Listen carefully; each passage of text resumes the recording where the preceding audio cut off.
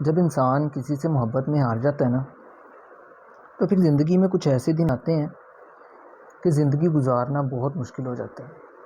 سب سے مشکل ایسا لگتا ہے کہ جیسے زندگی گزارنا ہی سب سے مشکل کام ہے، اور زندگی گزر نہیں رہی ہوتی ہے، ایک دن بھی نہیں گزرتا۔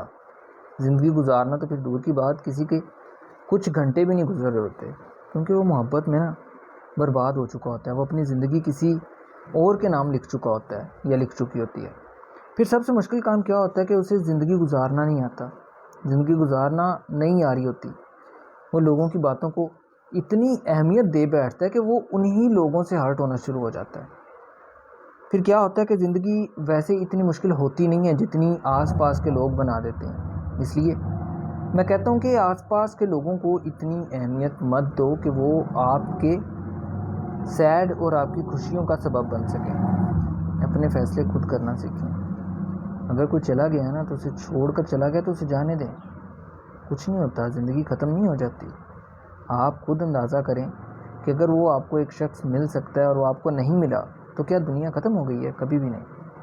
آپ اسے جانے دیں۔ میں نے بہت سنا ہے کہ یار محبت ایک سے ہی ہوتی ہے، میں مانتا ہوں ایک سے ہی ہوتی ہے، لیکن زندگی ختم نہیں ہو جاتی یار۔ اگر وہ بے وفائی کر ہی گیا، اتنی ہی سچی محبت ہوتی ہے، وہ اتنا ہی آپ سے پیار کرتا ہوتا تو کیوں جاتا؟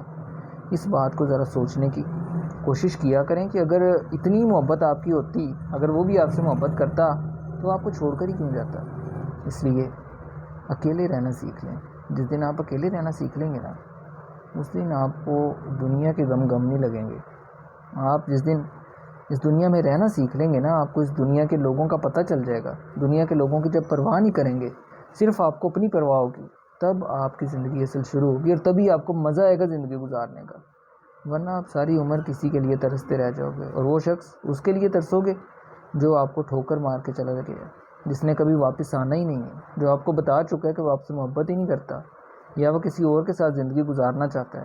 ایسے انسان کا ویٹ مت کریں یار، کیوں کسی کے لیے اتنا تڑپتے ہیں آپ؟ اپنی زندگی گزاریں، اپنے گھر والوں کو بھی ڈسٹرب مت کریں۔